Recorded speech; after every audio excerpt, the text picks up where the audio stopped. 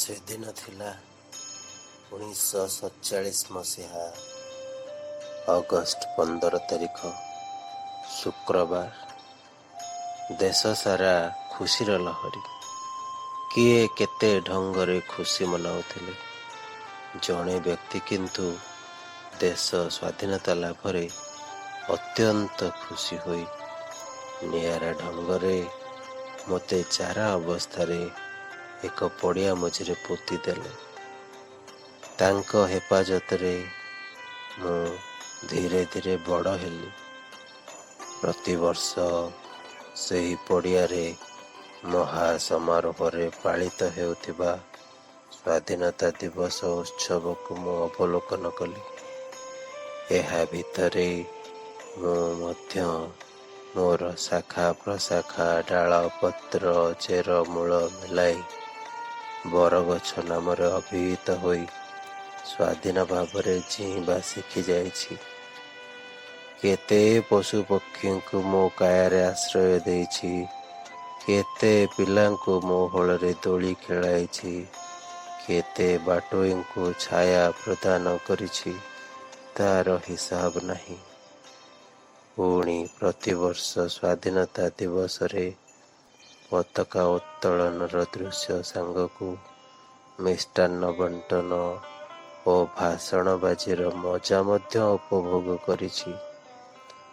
ମାତ୍ର ଦିନେ ଦେଖିଲା ବେଳକୁ କିଛି ଲୋକ ହାତରେ ଟାଙ୍ଗିଆ କଟୁରୀ, ଗଇଁତି ଓ ମାଟି ଖୋଳା ଯନ୍ତ୍ର ଦାନବ ସହ ସେଠାରେ ରୁଣ୍ଡ ହୋଇଛନ୍ତି। ବୁଝ ବୁଝ ଜଣା ପଡ଼ିଲା ଯେ ସେହି ପଡ଼ିଆଟି ଏକ ପାର୍କରେ ପରିଣତ ହେବାକୁ ଯାଉଛି। ପୁଣି ପାର୍କଟି ବରିଷ୍ଠ ନାଗରିକଙ୍କ ପାଇଁ ଉଦ୍ଦିଷ୍ଟ। ଏହା ମଧ୍ୟରେ ମୁଁ ବି ବରିଷ୍ଠ ନାଗରିକର ମାନ୍ୟତା ପାଇସାରିଛି ଭାବି ଉତ୍ଫୁଲ୍ଲିତ ହୋଇଗଲି। ଦେଖୁ ଦେଖୁ ଅଳ୍ପ କିଛି ଦିନ ମଧ୍ୟରେ ପଡ଼ିଆଟି ନବୀକରଣ ହୋଇ ପାର୍କରେ ପରିଣତ ହୋଇଗଲା। ତା ସାଙ୍ଗକୁ ମୋ ଚାରିକଡ଼େ ଚଉତରା ନିର୍ମାଣ କରାଯାଇ ମୁଁ ମଧ୍ୟ ନୂଆ ରୂପରେ ଉଭା ହେଲି।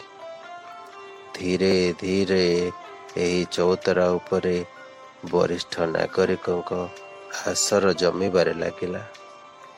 ସେମାନଙ୍କ ତାସ ଖେଳ ତଥା ତାଙ୍କ ପରିବାରର ସୁଖ ଦୁଃଖ ହାନି ଲାଭ ହସ ଖୁସି ଗପ ସପ ରୋଗ ବୈରାଗ୍ୟ ଆନନ୍ଦ ଉତ୍ସାହ ସବୁର ମୂକ ସାକ୍ଷୀ ରୂପେ ମୁଁ ଆଜି ବି ଦଣ୍ଡାୟମାନ। ଆଜି 73 ବର୍ଷରେ ପଦାର୍ପଣ କରି ମୁଁ ବି ନିଜକୁ ସେମାନଙ୍କ ସହ ସାମିଲ କରିଦେଇଛି। କିନ୍ତୁ ସବୁଦିନ ସମାନ ଯାଏନା। ଆଜି 2020 ମସିହା ଅଗଷ୍ଟ ମାସ 15 ତାରିଖ। ସାରା ବିଶ୍ୱ ଆଜି କରୋନାର କବଳରେ କବଳିତ। ସେଥିପାଇଁ ଆଜିର ସ୍ୱାଧୀନତା ଦିବସ ପାଳନରେ ନା ଥିଲା ପୂର୍ବର ସେହି ଆନନ୍ଦ ଉତ୍ସାହ, ନା କରତାଳି, ନା ମିଷ୍ଟାନ୍ନ ବଣ୍ଟନ। ସବୁଥିରେ ଯେପରି ଗ୍ରହଣ ଲାଗିଯାଇଥିଲା। କେବଳ 4-5 ଜଣ ତୁଣ୍ଡି ବନ୍ଧା ବରିଷ୍ଠ ନାଗରିକଙ୍କ ସହାୟତାରେ ପତାକା ଉତ୍ତୋଳନ ହୋଇଥିଲା। ପରେ ପରେ କରୋନା ଭୟରେ ସମସ୍ତେ ଘରମୁହାଁ ହୋଇଥିଲେ। କିନ୍ତୁ ସେମାନଙ୍କ ମଧ୍ୟରୁ 2 ଜଣ ବୃଦ୍ଧ ମୋ ଚଉତରା ଉପରେ କିଛି ସମୟ ପାଇଁ ବସିଥିଲେ। ସ୍ୱାଧୀନତା ପ୍ରାପ୍ତିର 73 ବର୍ଷ ପରେ ଦେଶ ଆଜି କ'ଣ ପାଇଛି କ'ଣ ହରାଇଛି ତାହାର ସମୀକ୍ଷା କରି ଚାଲିଥିଲେ। ସ୍ୱାଧୀନତା ସମ୍ବନ୍ଧୀୟ ବହୁ ଆଲୋଚନା ସମାଲୋଚନା ତଥା ଦେଶର ସ୍ଥିତି ପ୍ରଗତି ଦୁର୍ନୀତି ପ୍ରସଙ୍ଗ ଆଲୋଚନା କରୁ କରୁ ଜଣେ ବୃଦ୍ଧ ଅନ୍ୟ ଜଣକୁ କହିଲେ, ଜାଣିଛୁ ସାଙ୍ଗ, 2 ଦିନ ତଳେ ମୋ ଝିଅକୁ ଏକ ପୁସ୍ତକ ଯାହାର ନାମ ମନ କଥା ଏକ ଉପହାର ସ୍ୱରୂପ ମିଳିଥିଲା। ସେହି ପୁସ୍ତକରେ ଅନ୍ୟାନ୍ୟ ପ୍ରସଙ୍ଗ ଛଡ଼ା ସ୍ୱାଧୀନତା ଦିବସ ସମ୍ପର୍କିତ ଲେଖାଟି ମୋ ମନକୁ ବେଶ ଛୁଇଁଥିଲା। ମୋ ମନ କଥାଟିକୁ ଲେଖିକା ତାଙ୍କ ଲେଖନୀରେ ସୁନ୍ଦର ଭାବେ ଫୁଟାଇଛନ୍ତି। ଆଉ ଏବେ ସେଇ ପୁସ୍ତକଟି ମୋ ମୁଣିରେ ଅଛି। ମୁଁ ତୋତେ ଏବେ ପଢ଼ି ଶୁଣାଉଛି, ଶୁଣ। କିନ୍ତୁ ସେମାନେ ଭାବିନଥିଲେ ଯେ ଏ ବୁଢ଼ା ବରଗଛଟା ବି ତାଙ୍କ କଥା ଶୁଣୁଛି। ତାପରେ ସେମାନେ ଘରକୁ ଚାଲି ଯାଇଥିଲେ।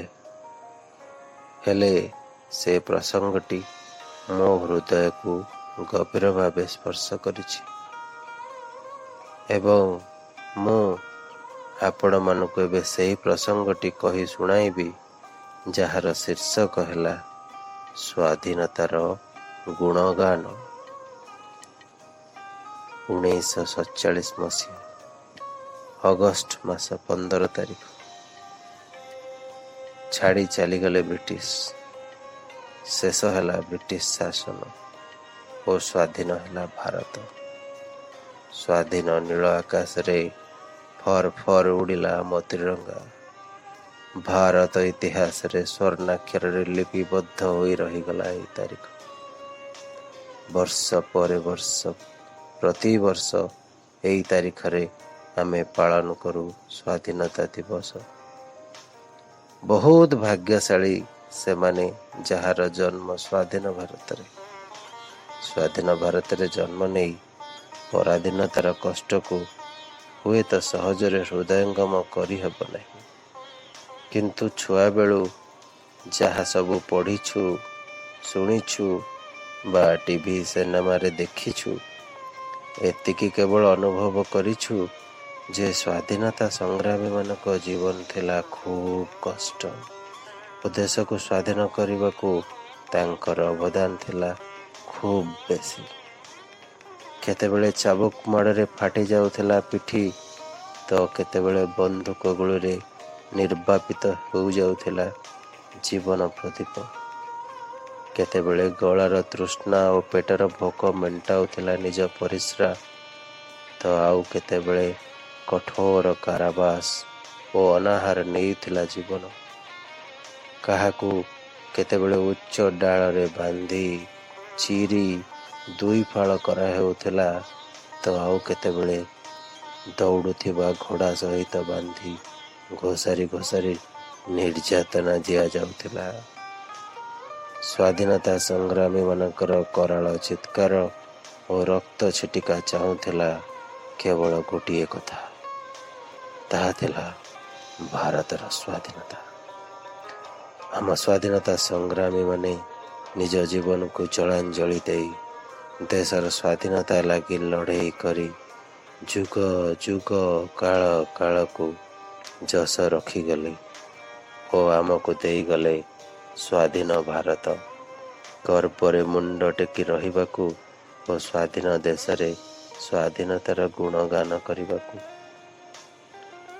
ବର୍ତ୍ତମାନ ଆମେ ହେଉଛୁ ସ୍ୱାଧୀନ ଭାରତର ନାଗରିକ। ଆମେ ସ୍ୱାଧୀନ ଭାରତର ନାଗରିକ। ଭାରତର ସମ୍ବିଧାନ ମଧ୍ୟ କହୁଛି ସ୍ୱାଧୀନ ହୋଇ ବଞ୍ଚିବା ସମସ୍ତଙ୍କର ଅଧିକାର। ସ୍ୱାଧୀନ ହେବାର ସ୍ୱାଦ ଅତି ନିଆରା। ଯଦି ସୁନା ପଞ୍ଜୁରୀଟିଏ ଖୋଲା ଆକାଶ ତଳେ ରଖି ଦିଆଯାଏ, ତେବେ ତା ଭିତରକୁ କୌଣସି ଚଢ଼େଇ ଆସି ପଶିବେନି। କିନ୍ତୁ ଯଦି ସେହି ପଞ୍ଜୁରୀ ଭିତରେ ଚଢ଼େଇଟିଏ ଅଛି ଓ ପଞ୍ଜୁରୀର ଦ୍ୱାର ଖୋଲି ଦିଆଯାଏ, ତେବେ ନିଶ୍ଚୟ ପକ୍ଷୀଟିଏ ଖୋଲା ଆକାଶକୁ ଉଡ଼ିଯିବ। ଏହା ହିଁ ସ୍ୱାଧୀନତାର ସ୍ୱାଦ।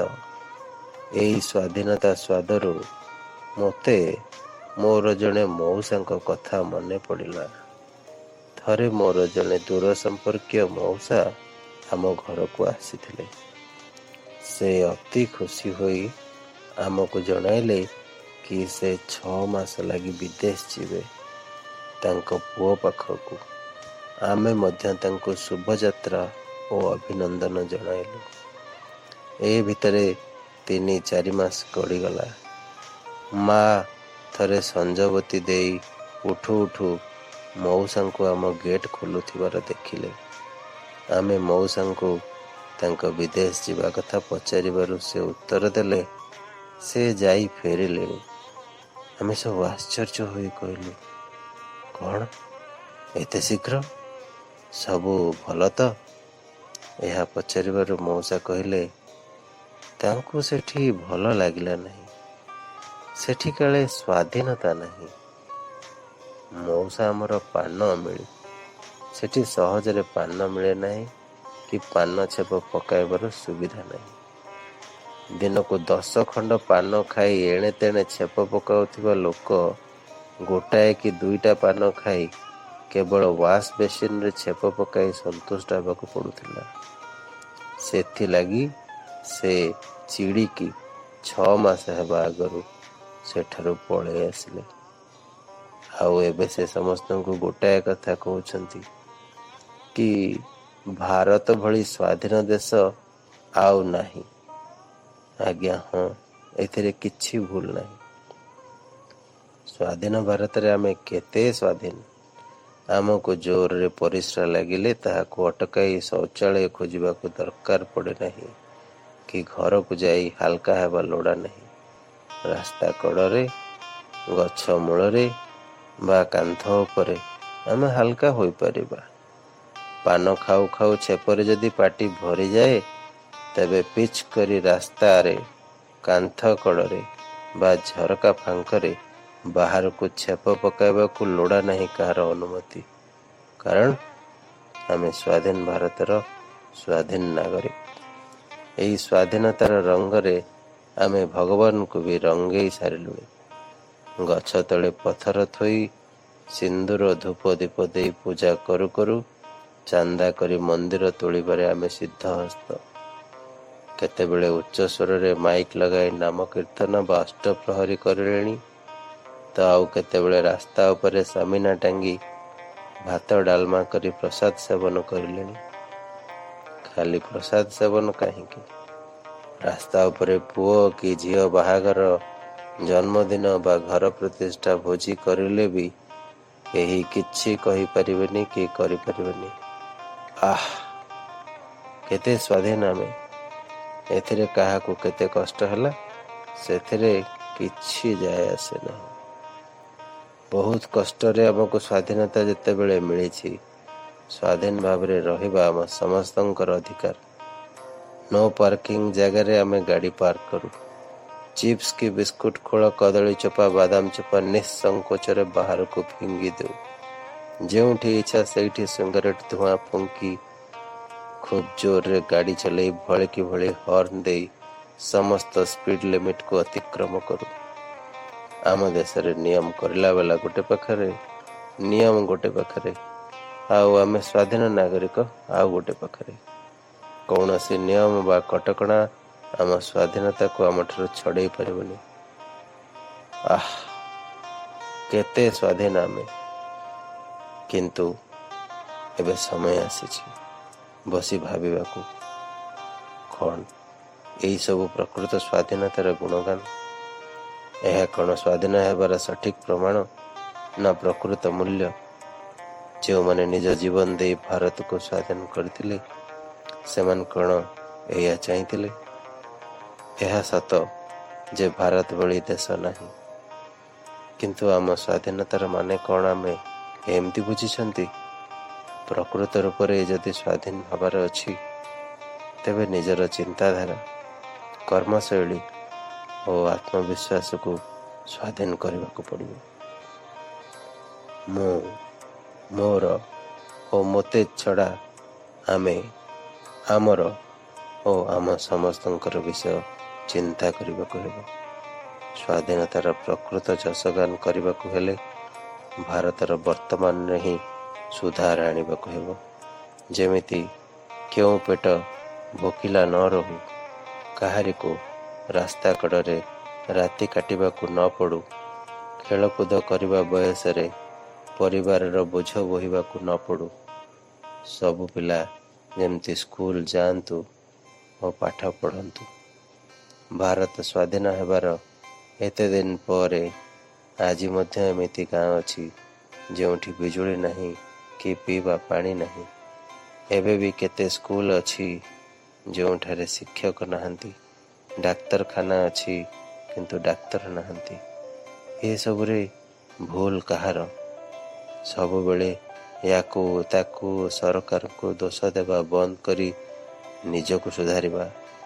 କ୍ଷମତାର ସଦୁପଯୋଗ କରି ଗର୍ବ, ଅହଙ୍କାର, ଦୁର୍ନୀତି ଓ ସ୍ୱାର୍ଥପରତାର କାନ୍ଥକୁ ଭାଙ୍ଗି ସୁଖ, ଶାନ୍ତି ଓ ପ୍ରଗତିର ଆଲୋକକୁ ଆସିବାକୁ ଦେଲେ ଆମେ ପ୍ରକୃତରେ ସ୍ୱାଧୀନ ହେବା ଓ ଗର୍ବରେ କହିବା, ମେରା ଭାରତ ମହାନ।